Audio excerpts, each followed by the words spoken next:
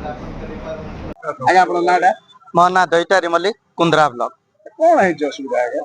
ଶୁଣନ୍ତୁ ଆଜ୍ଞା, ସରକାରଙ୍କର ତରଫରୁ 23-24 ମସିହାରେ ଆମର ITDA ତରଫରୁ, ଜୟପୁର ITDA ତରଫରୁ 68ଟା ଅଙ୍ଗନବାଡି ଗୃହ ପାଇଁ ଟେଣ୍ଡର କାଢିଥିଲେ।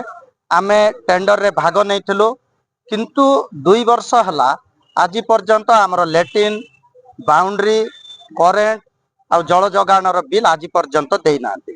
ଅତି ଦୁଃଖର ଏବଂ ପରିତାପର ବିଷୟ। ଆମେ 3 ଥର ହେଲା ଜିଲ୍ଲାପାଳଙ୍କୁ ଗ୍ରିଭେନ୍ସରେ ଜଣେଇଛୁ, କିନ୍ତୁ ଫଳପ୍ରଦ ହେଉନାହିଁ। ଆଜି ଶେଷରେ ବରିଗୁମାରେ ଆସିକରି ଆମେ ଗ୍ରିଭେନ୍ସରେ ଜଣେଇଛୁ। PITDA ମ୍ୟାଡାମ ଏବଂ ଜିଲ୍ଲାପାଳ ଉପରସ୍ଥ ଅଧିକାରୀଙ୍କୁ ଜଣେଇଲା ପରେ କିଛି ପଦକ୍ଷେପ ନେବୁ କହିଛନ୍ତି। କେତେ ଟଙ୍କା ବାକି ପଡୁଥିବ ଆଜ୍ଞା? ଆମର କୋଟିଏ ଉପରେ ହବ ଆଜ୍ଞା, ସବୁ ଟୋଟାଲି ଉପରେ।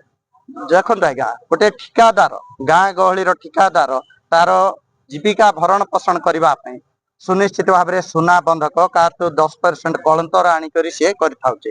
କିନ୍ତୁ 3 ବର୍ଷ ହେଲା ଆମେ ତଳି ତଳାନ୍ତ ହେଇଯାଇଛୁ ଏବଂ ଆପଣଙ୍କ ଜରିଆରେ ମୁଁ ଜିଲ୍ଲାପାଳଙ୍କୁ ସୂଚେଇ ଦେବା ପାଇଁ ଚାହେଁ, PITDA ମ୍ୟାଡାମକୁ ସୂଚେଇ ଦେବା ପାଇଁ ଚାହେଁ, ଯଦି 7 ଦିନ ମଧ୍ୟରେ ଯଦି ଏହାର ଗୋଟେ କିଛି ପଦକ୍ଷେପ ନ ନିଅନ୍ତି ତାହେଲେ ସୁନିଶ୍ଚିତ ଭାବରେ ଆମେ ସମସ୍ତେ ଏକଜୁଟ ହେବୁ, ରାଜରାସ୍ତାରେ ଓହ୍ଲେଇବୁ। ଯଦି କିଛି ଫଳପ୍ରଦ ହେଲା ନାହିଁ, ଆତ୍ମାହୁତି ଦେବାକୁ ମଧ୍ୟ ପଛଘୁଞ୍ଚା ଦେବୁ ନାହିଁ। ଆପଣଙ୍କ ନାଁଟା? ଜିତେନ୍ଦ୍ର କୁମାର କୁଣ୍ଡ। କୁଆଡେ ଆସିଥିଲେ ଆଜ୍ଞା? କଣ ଅସୁବିଧା ହେଇଛି? ଆମେ ଗ୍ରିଭେନ୍ସକୁ ଆସିଥିଲୁ। ଆମେ 2023-24ରେ ଆମର ଅଙ୍ଗନବାଡି ଗୁଡାକ କାର୍ଯ୍ୟକ୍ରମ କରିଥିଲୁ। ସରକାରଙ୍କ ତରଫରୁ ଟେଣ୍ଡର ହେଇଥିଲା, ଟେଣ୍ଡର ତରଫରୁ ଆମେ କାମ କରିଥିଲୁ।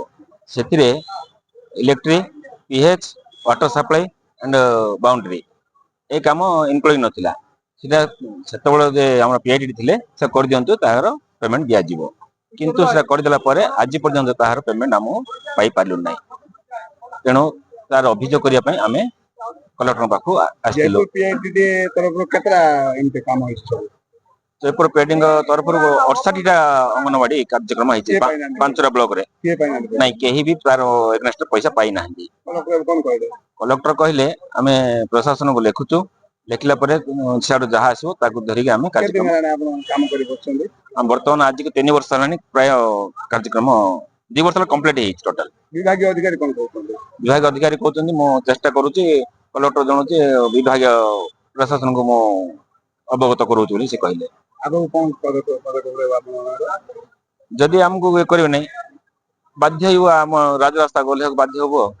68ରୁ ଉର୍ଦ୍ଧ୍ୱ ପ୍ରକଳ୍ପ ଯୋଉଟା ଅଙ୍ଗନବାଡି କେନ୍ଦ୍ର ହେଇଥିଲା, ଟେଣ୍ଡର ବି ହେଇଥିଲା, ସେ କାମ ସବୁ ସରିଗଲା। ଠିକାଦାର ମାନେ ଯାହା ଟେଣ୍ଡର ମୁତାବକ କାମ କଲେ, କିନ୍ତୁ 3 ବର୍ଷ ହେଲାଣି କାମ ସରିକିରି ବର୍ତ୍ତମାନ 68 ପ୍ରକଳ୍ପର ଏଇ ଯୋଉ ଟଏଲେଟ ପାଇଁ ଯୋଉ ବର୍ତ୍ତମାନ ନିର୍ଦ୍ଦେଶ ବିଭାଗର ନିର୍ଦ୍ଦେଶ ପାଳିଲେ, କିନ୍ତୁ ଟଙ୍କା ପାଉନାହାନ୍ତି। ଆପଣଙ୍କ ପାଖେ ବି ଅଭିଯୋଗ ପହଞ୍ଚିଲା, କେମିତି ଦେଖୁଛନ୍ତି?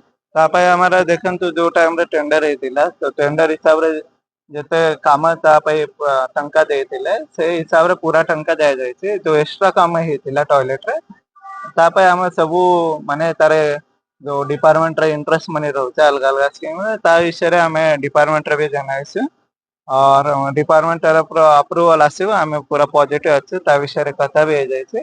तो से लोकन का जो काम हितिला से काम रे पूरा जाय के हमर टीम तदंत भी करि छै कि एक्चुअल काम हिति कि नै सब फाइल सबमिट हो जाय छै।